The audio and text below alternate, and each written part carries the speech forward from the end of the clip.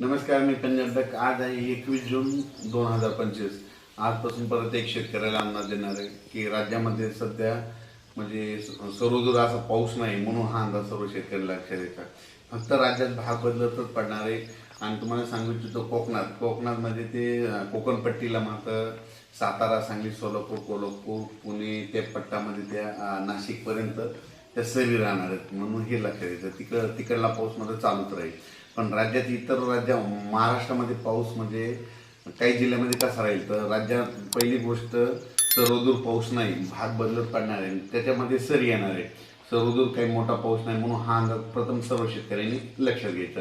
राज्यात सांगायचं झालं तर आता म्हणजे आज आहे 21 जून, 22 आणि 23च्या दरम्यान तुम्हाला एक सांगतो की जळगाव जिल्ह्याकडं, त्याच्यानंतर संभाजीनगर, जालना जिल्हा, त्याच्यानंतर बुलढाणा जिल्हा घाटाच्या खाली, त्याच्यानंतर अकोला, त्याच्यानंतर अमरावती, वर्धा, भंडारा, त्याच्यानंतर यवतमाळ जिल्हा, वाशिम जिल्हा, हिंगोली जिल्हा, नांदेड जिल्हा या भागामध्ये सध्या म्हणजे 21, 22, 23च्या दरम्यान म्हणजे आज उद्या परवा सरी येणार आहे. म्हणजे रात्रीच्याला बऱ्याच ठिकाणी पाऊस पडेल, उद्या त्याला देखील थोडा येणार आहे, पण सर्व दूर पडणार नाही.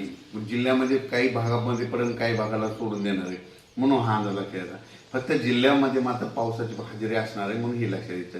त्याच्यामध्ये सांगायचं झालं तर 23 जून, 24 आणि 25च्या दरम्यान म्हणजे धाराशिव, लातूर जिल्ह्याकडं, त्याच्यानंतर परभणी जिल्ह्याकडं, त्याच्यानंतर नांदेड जिल्ह्याकडे या भागाकडे एक पाऊस असणार आहे. बीड जिल्ह्याकडे थोडाफार असणार आहे. म्हणजे सर्वदूर जिल्ह्यात पडणार नाही, फक्त काही भागामधून पडून जाईल, म्हणून हा अंदाज लक्षात येतं. म्हणजे सांगायचं झालं तर 21 जूनपासून ते 26 जूनपर्यंत असाच पाऊस राहणार आहे, विखुरलेल्या स्वरूपाचा राहणार आहे, सर्वदूर पडणार नाही, म्हणून हे अंदाज लक्षात येतात.